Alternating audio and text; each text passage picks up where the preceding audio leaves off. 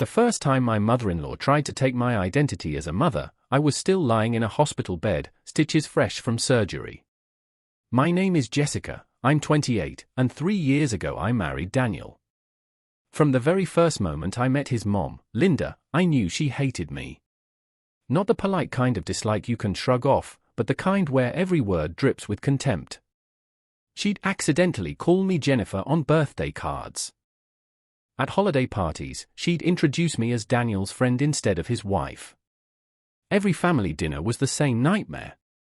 I'd sit there quietly while Linda went on and on about her perfect daughter-in-law, Rachel, Daniel's brother's wife. Rachel had 2 kids already and a social media account where she posted pictures of herself baking cookies in matching aprons with them. Linda worshipped her like she was some kind of saint. Daniel always defended me, wrapping me in his arms when we got home and whispering, "She'll come around, Jess. She has to." But even then, I could see the toll it was taking on him. When I got pregnant, I thought maybe things would finally change. Daniel cried when I showed him the test. He lifted me off my feet and spun me around the kitchen, laughing through tears. For the first time, I felt like we were going to have something that even Linda couldn't ruin. But 2 days later, his brother and Rachel announced that she was pregnant, too. And when Linda heard, her eyes lit up like it was Christmas morning. She planned Rachel's baby shower with professional catering, floral arrangements, even an ice sculpture shaped like a cradle. Me? I got a cheap card from the dollar store, and the musical button didn't even work. Rachel gave birth first, but strangely, Linda didn't blast it all over Facebook like she normally did with every minor detail of her life. No photos, no live streams. This was the same woman who once posted a video of herself buying cantaloupes at the supermarket. But her first grandson? Silence. The night before my due date, Linda showed up at our house with a little bag of herbal tea. She said it would calm my nerves before labor. I didn't want to offend her, so I drank it. Hours later, I was doubled over in pain, rushed into an emergency C-section. When I woke up groggy under harsh hospital lights, Linda was already standing over me, acting concerned, stroking my hair, saying she'd help me with the baby since I was so weak. I wanted to believe her. I was exhausted and stitched up, and honestly, I just wanted to hold my son. That's how it started.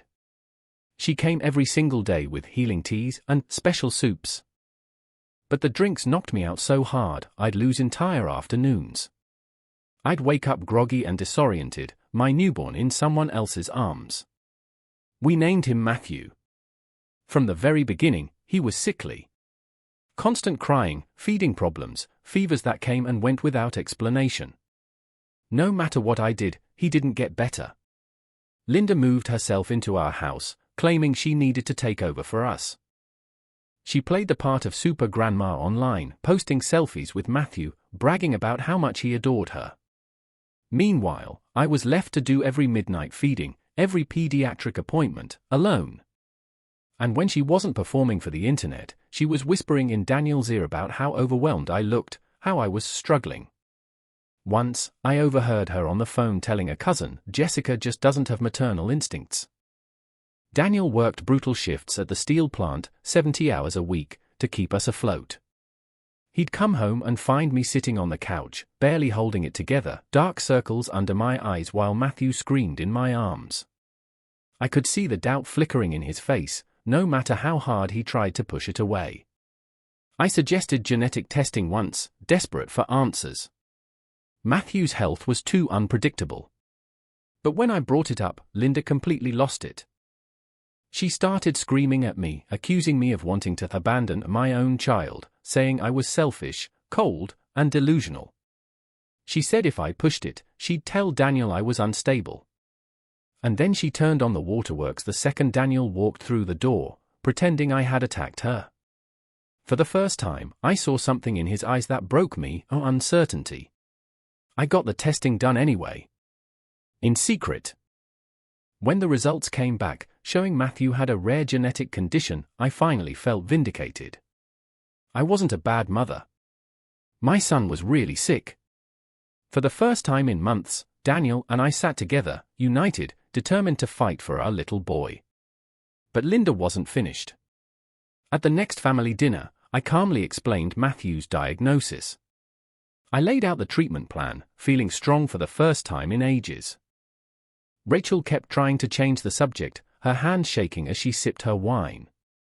Linda gripped her glass so tight I thought it might shatter. And then, she pulled out a folder. Photos of our messy house. Recordings of me mumbling while drugged.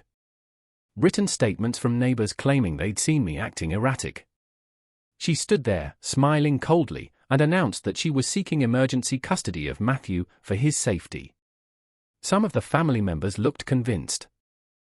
And when Linda played a recording of me rambling incoherently, even Daniel's face went pale. That night, I couldn't sleep. I kept staring at the genetic test results, at one line in particular. Something about the parental markers didn't add up. Something I'd overlooked in my exhaustion. The next day, I ordered more tests. When the results came back, I nearly dropped the paper. Matthew wasn't biologically mine. And only 25% related to Daniel. I thought I had already hit rock bottom. But the truth? That was only the beginning. I didn't tell Daniel right away. How could I?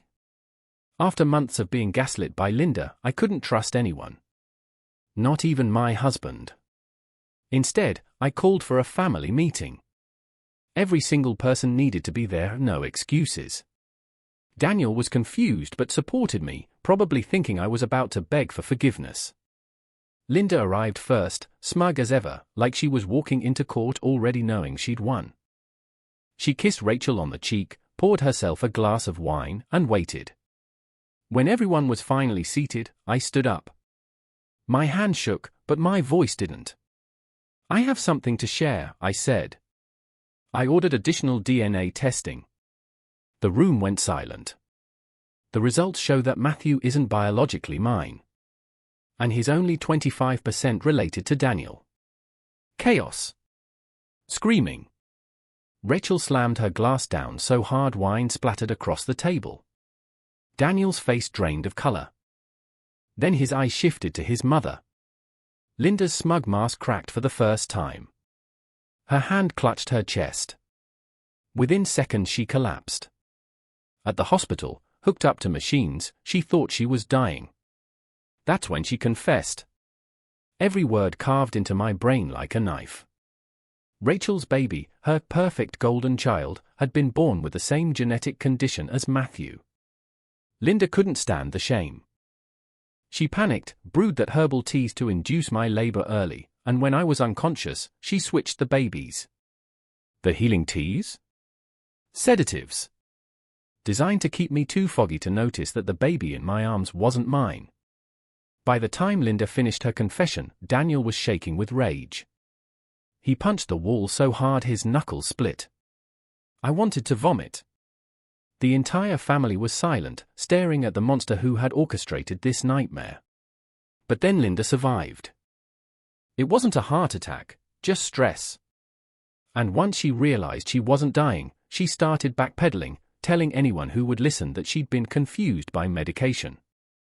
Daniel and I rushed to Rachel's house to get our biological son back. But when we knocked, Rachel refused to open the door. Through the glass, I could see her holding him, my baby. She screamed at us to leave, saying she'd already bonded with him, that it would be cruel to separate them now. Daniel begged his brother, Mark, to step in. But Mark wouldn't even come outside. That night, we sat in a lawyer's office surrounded by files and documents. I stared at two pictures on my phone, one of the baby I'd raised for months, and one of the son I'd never held. When we drove back to Rachel's house with a process server, the driveway was empty. Curtains drawn. A neighbor casually mentioned they'd loaded suitcases into their car earlier that morning. They were gone. We contacted every attorney we could. Emergency custody motions were filed in 3 different states because we didn't know where they were heading. The lawyers' words blurred together: jurisdiction, precedent, custodial interference. I held Matthew, the baby who wasn't biologically mine, while he cried, his tiny body fighting to breathe. Daniel paced the living room, his face pale, fists clenched. The investigator we hired called with a lead. Rachel and Mark's credit card had been used at a gas station 2 states away. They were heading south. We packed immediately, tossing diapers, bottles, and medical supplies into bags.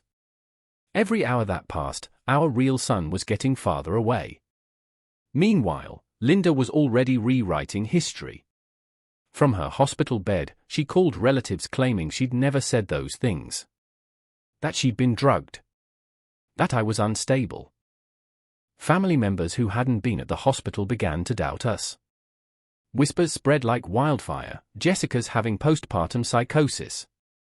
She made the whole thing up. I could feel myself unraveling. I'd wake up at 2 a.m. pumping breast milk, labeling bags I didn't even know which baby would need. I'd sit there sobbing, wondering how it was possible to be failing 2 children at once. The FBI wouldn't take the case without proof of kidnapping. Our lawyers argued that Rachel was raising a baby that wasn't hers, but technically, legally, she was still his biological mother. Everywhere we turned, the system slowed us down. Bureaucracy. Paperwork. Delays. And through it all, Matthew's health deteriorated. His breathing grew worse. His cries became hoarse. He needed specialized care around the clock, and Rachel had no idea our real son carried the same condition. I wasn't just terrified we'd never get him back. I was terrified he'd die before we did. But that wasn't the worst of it. Not even close. When I was 12 years old, my mom told me that once you hold your baby, you'll just know. She said it was like a lightning bolt straight to your heart, that no matter what anyone said, you'd feel the truth in your bones. Back then I didn't really understand. I thought she was being dramatic, like she always was. But now, standing in my kitchen with my chest so tight I could barely breathe, I realized she was right. The baby I'd been raising, Matthew, wasn't mine. Deep down, my body had known it all along. That was why nothing felt natural. Why every diaper change felt like fumbling. Why every feeding left me second-guessing myself. I'd thought it was postpartum depression. I'd thought it was me. But it wasn't. And the baby Linda had stolen, my biological son, was out there somewhere, being rocked to sleep by a woman who refused to even open her door when I begged for him. The private investigator we'd hired found their trail at a roadside motel. They checked out at dawn, heading farther south. He suspected they were driving toward Florida, where Mark's parents owned a vacation home. We gave everything we had to the lawyers. Bank accounts, phone records, even our grocery receipts, anything that might establish jurisdiction for emergency custody orders. But the courts moved slower than quicksand. Every day Rachel and Mark stayed gone, their case for custody grew stronger. One night, while Matthew wheezed in Daniel's arms, I found myself staring at his little face. His nose wasn't mine. His eyes weren't Daniel's. They were Rachel's and Mark's. How had I not seen it sooner? Linda's drugging had kept me so foggy that I hadn't even recognized another woman's baby in my arms. The guilt ate me alive. I remembered being 17, sitting in my high school counselor's office. I'd just been accepted into a state scholarship program, and I told her I felt like I didn't deserve it. She leaned across the desk and said, "Jessica, imposters don't cry themselves to sleep at night wondering if they're good enough." That line haunted me now. Because for the last 6 months, I had been crying myself to sleep every night, convinced I was failing as a mother. And the cruelest truth? I wasn't Matthew's mother at all. The calls from family members kept coming. Some wanted updates. Others demanded explanations. A few parroted Linda's story, that I was unstable, that the DNA results must have been faked. Daniel tried to shield me, answering the phone with his jaw clenched, pacing the carpet until the threads wore thin. But even he was unraveling. I caught him crying in the bathroom one night, whispering over and over, "I should have protected you. I should have seen it." The worst blow came when Child Protective Services knocked on our door. Someone, and I didn't need 3 guesses to know who, had reported us for neglect. They walked through our house, clipboard in hand, examining every corner while Matthew whimpered in my arms. I handed over medical records, formula receipts, prescriptions. They found nothing wrong. But they said they'd be back for follow-up visits given the unusual circumstances. Helen, no, Linda, wasn't just trying to steal my baby. She was trying to brand me as unfit so she could take them both. Days blurred into weeks. Matthew's condition worsened. His breathing rattled like a broken engine. One night, we almost rushed him to the ER when he stopped feeding altogether.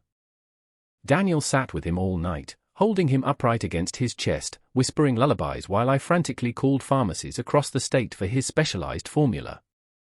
The investigator finally found another lead. A credit card charge at a hotel outside Jacksonville. But when we contacted the local police, they refused to act without a custody order. In their eyes, Rachel was just a mother traveling with her own child. The system wasn't built for what Linda had done. It wasn't built for stolen babies hidden behind family walls. And then came the post that made my blood run cold. Rachel uploaded a picture on Instagram, my baby in her arms, dressed in designer clothes, his cheeks full and flushed, looking nothing like the fragile boy I'd been raising. She captioned it, "Our perfect miracle.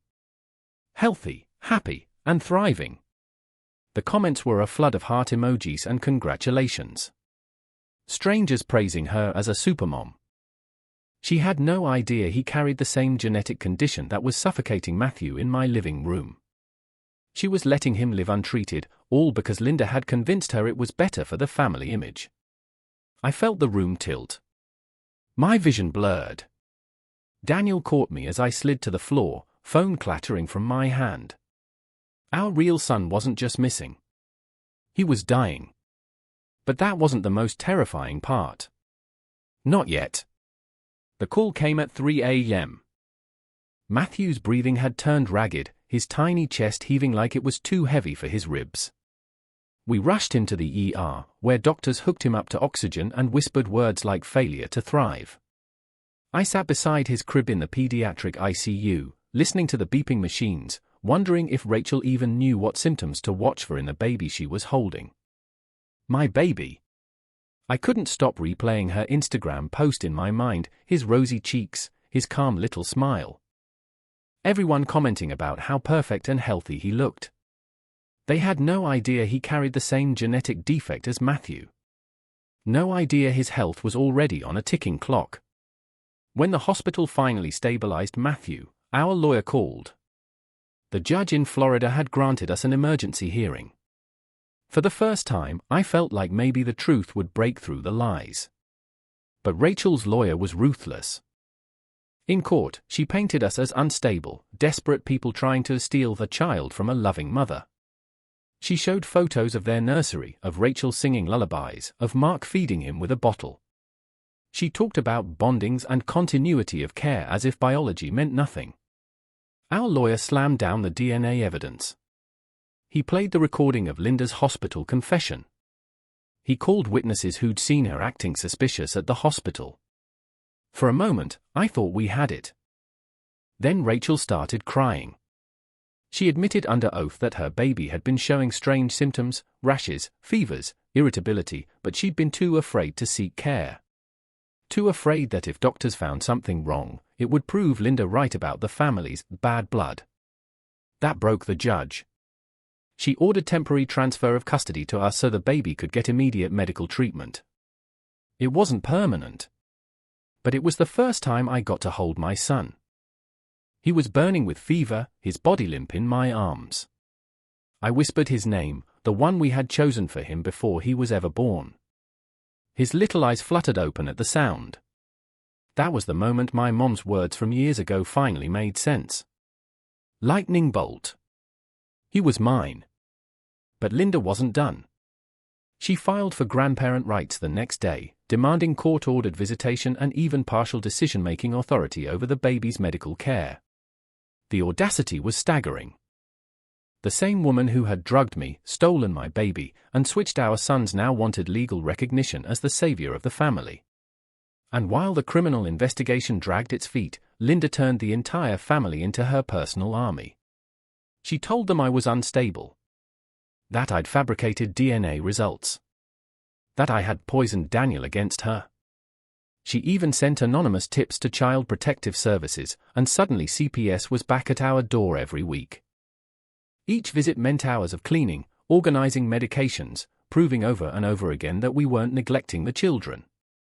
Every time they left, I collapsed on the floor, sobbing until Daniel pulled me back up. Rachel spiraled, too.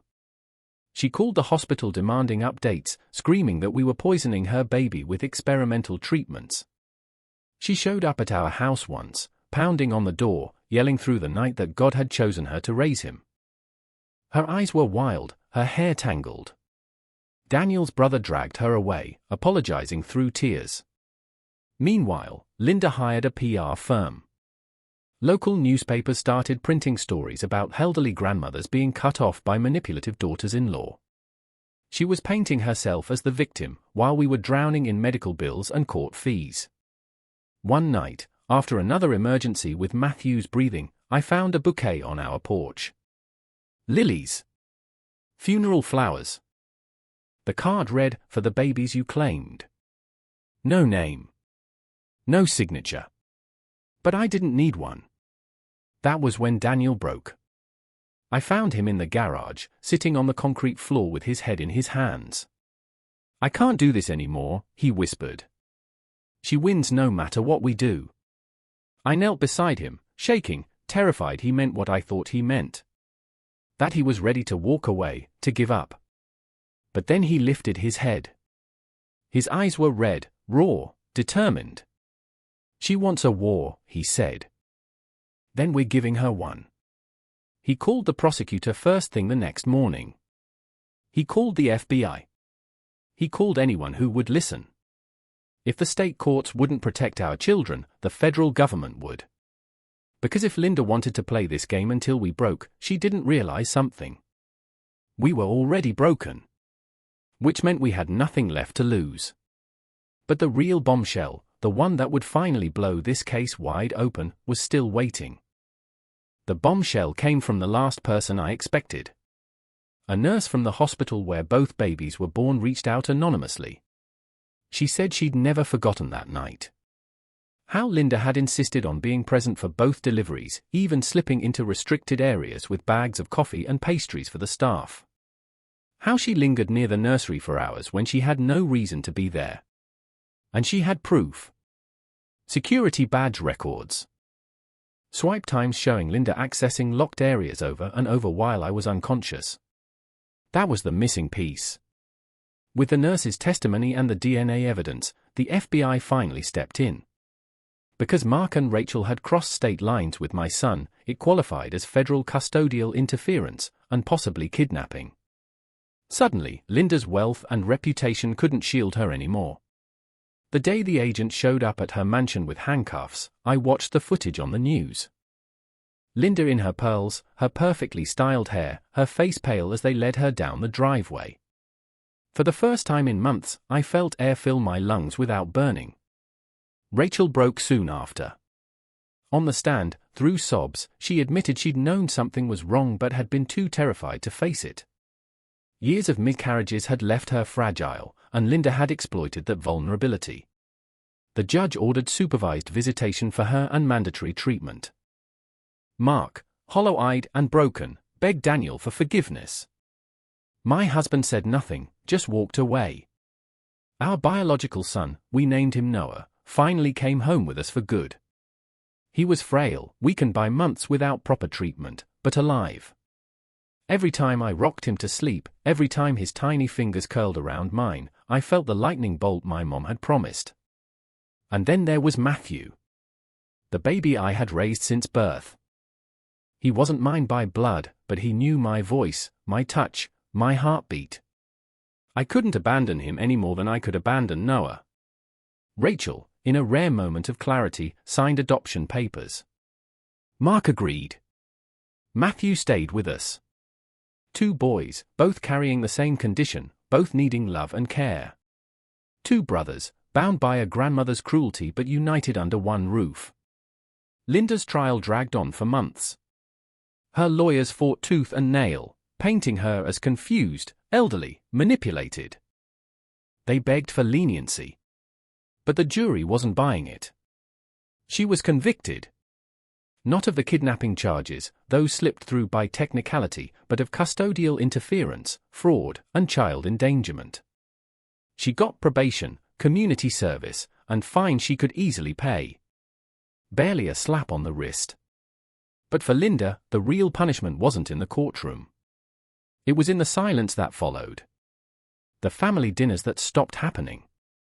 The relatives who no longer answered her calls. The legacy of being the grandmother who stole a baby and lost everything. 2 years later, she died of a stroke. Daniel went to the funeral alone. I stayed home with our boys, now toddlers, who laughed and played and had no idea of the storm that had nearly destroyed them before they could even walk. We lost our savings. We lost our peace. We lost years of our lives fighting for justice that never fully came.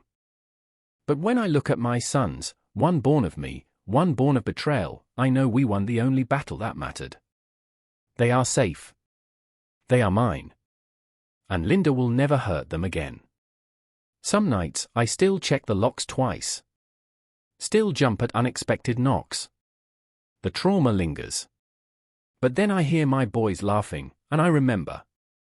She took so much. But she didn't take everything.